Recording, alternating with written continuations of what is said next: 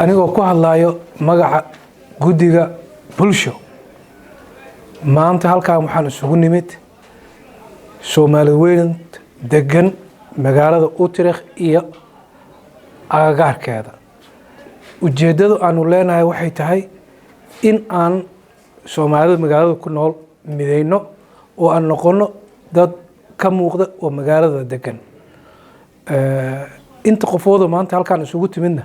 weli iskuma imaan Utrecht. Waa mahad aan gaarnay oo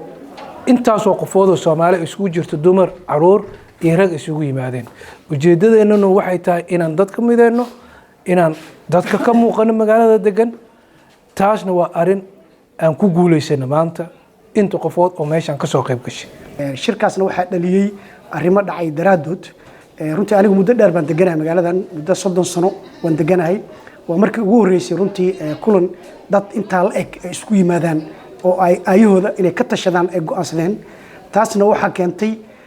markii dhacdooyin fara badan ay dhaceen magaalada iyo nawaaxigeeda ka dhaceen oo dhalinyaro Soomaali ku dhaceen raggii odayaasha ah ee magaalada deganaa iyo nawaaxigeeda kulan ayaan yeelanay arintan inaan la sii daawo karin wixii laga qaban karana aan ka qabanno maxaa inoo qorshaysan dhibaatada inta la eg inaan ka hortagi karno Ilaahay wax ka hortagi karo subhanahu wa ta'ala laakiin dadaal inta la eg inaan muujino marka waxaan isla go'aansanay shirkan inaan abaabulno Soomaalidii mobilization aan u sameeyno magacaygu waa Cabdullaahi Cabdi Axmed oo kamid ah jaaliyadda degan magaalada Utrecht dadka wax badan xoogaa yara degan ah kana mid ah guddiga ururka bulsho maanta aad ugu faraxsanahay horta isu imaatinkan shirkan aan qabanay inkastoo dad badan ay naga cudur daarteen dad badanna ay yiraahdeen shirarka dambe aan ka soo qayb galeynaa haduu yiraahdo fariin zaidna waa u din waxaan u direynaa in marka dambe anagana xataa guddi ahaan waa markii noogu horeysay aan qabano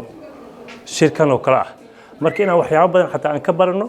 kadib marka dambena aan sameeyno waxyaabaha hadda qaladaadka maxaan sixi karnaa next time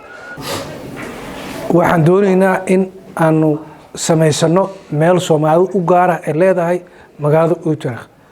waxaan kaloo rabnaa inaan gaarno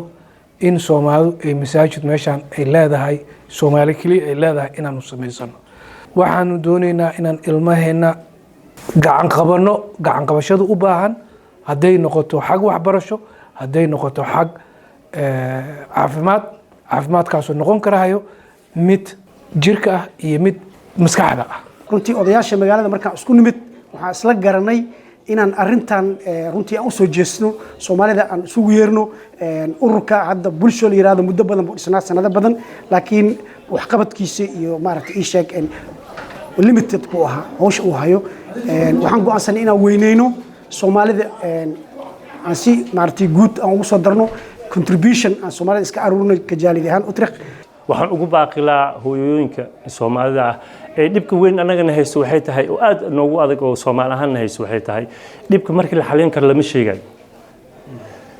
dibku markii faraha ka baxa aan ka warhelinaa maraan wax qaban karin waxaan ugu baaqayaa hooyooyinka aabayaasha Soomaalida ah markii wax la xalin karo inay nala soo xiriiraan wixii karaankeen awoodeyna saan uga caawin